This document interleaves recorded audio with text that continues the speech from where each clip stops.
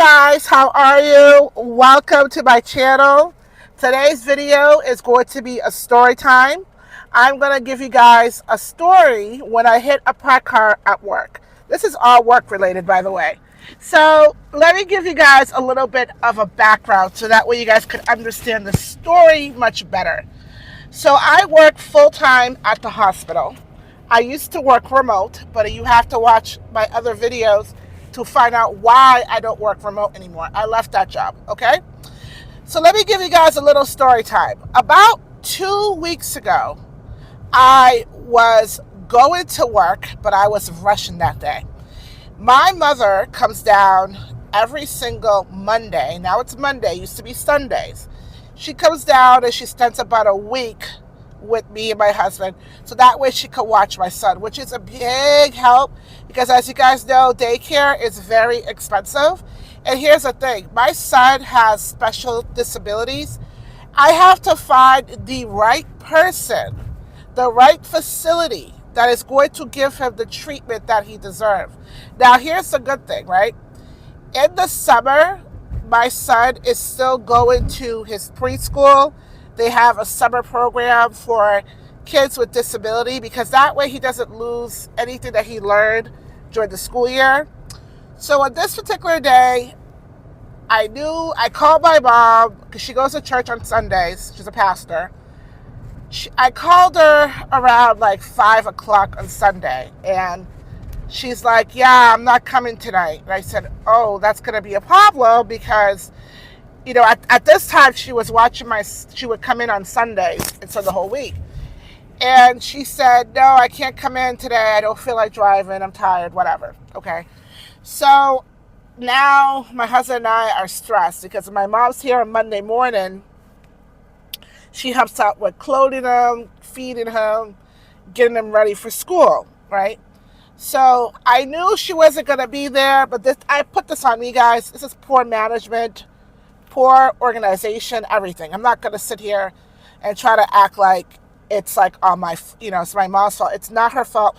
My mother does not, she's my mom, but she doesn't owe me to watch my son. She's doing me a favor. She has her own life, okay? But I knew she wasn't going to be there, but in my head, for some reason, I figured that I would have enough time on Monday morning to get my son ready for school and feed him. Now, I woke up later that day, okay? I ended up waking up, I think it was like 7 a.m. in the morning, all right? Which is fine. I mean, if I wake up at 7, I'll still make it to work, catch the shuttle bus, whatever. But here's the catch. I had to get my son ready. I had to wake him up, bathe him, brush his teeth, put his clothes on, feed him breakfast. I had to do this all the span of like 30 minutes. Now, here's the thing I should have done. Anyone that has common sense, right, would have called their managers and tell them, hey, I am going to be late. The babysitter is not here in time. But here's the problem. I've only been at this job for about a month. And there were already not any issues with my work performance, just getting to work in general. I had a personal problem that I don't feel like sharing on this platform because, I like YouTube, but I feel like something should be left private. So I had a personal problem, and this personal problem took about 2 weeks out of my job. So I didn't want to come back with like another, like I call it excuse of being late or whatever. So I didn't want to come up that. I honestly, looking back, guys, I wish I just told her, like, I could not come in early. I'm going to have to come in late when my mom gets here. She did get here, but she didn't get there till like 10, 11 o'clock. It was already too late, okay? So I'm driving to work, and I'll put pictures for you guys so you guys can see how I hit the car. I get to work. I make it. I took care of my son.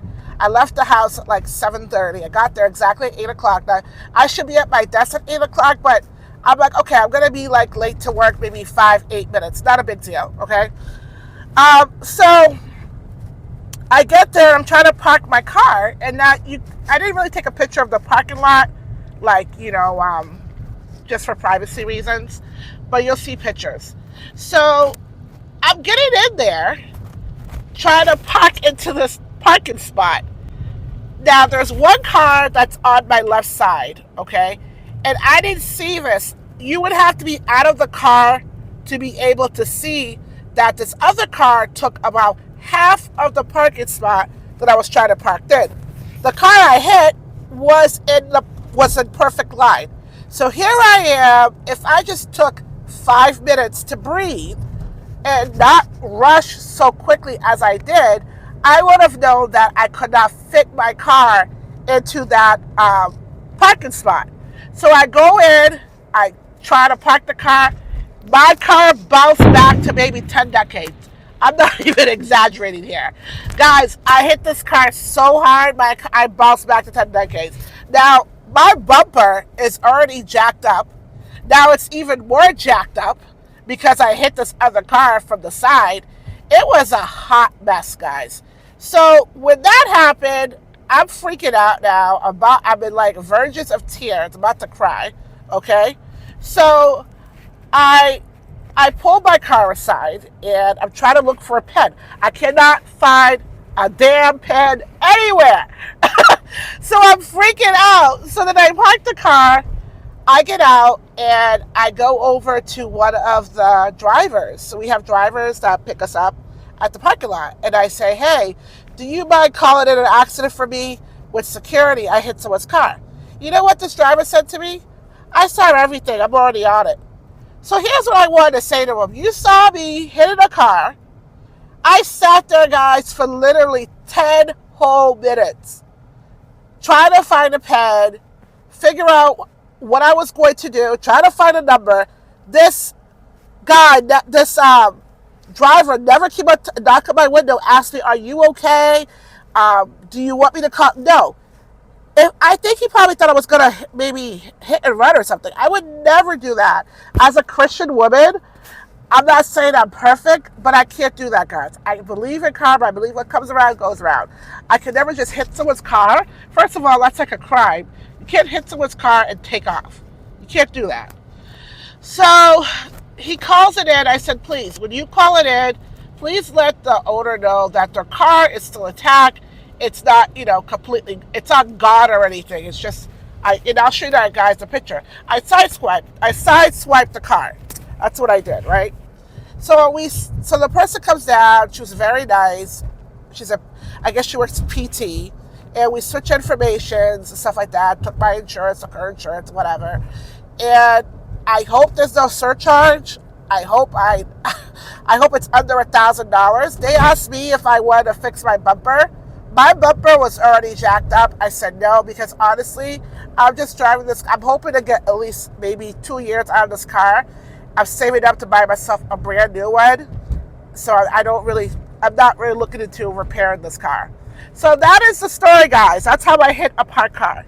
So what I want to say to you is, if you are in a rush to go to work, call your manager. Let them know that you're going to be late. If I had done that, guys, I would not have hit that car, right? Now, I don't know how much money this is going to cost. It's been almost 2 weeks. I did report it in. I did start the claim. There's been no updates, nothing. So, and I know sometimes these things, they take a long time. But that is my story, guys. I hope you guys enjoyed this little story as I'm driving home. Today there's no traffic. It's a beautiful day, guys. Make sure you get outside, get some air. And let me tell you something. Whatever happened at work, guys, leave it at work. Life is too short, guys. See you guys next time.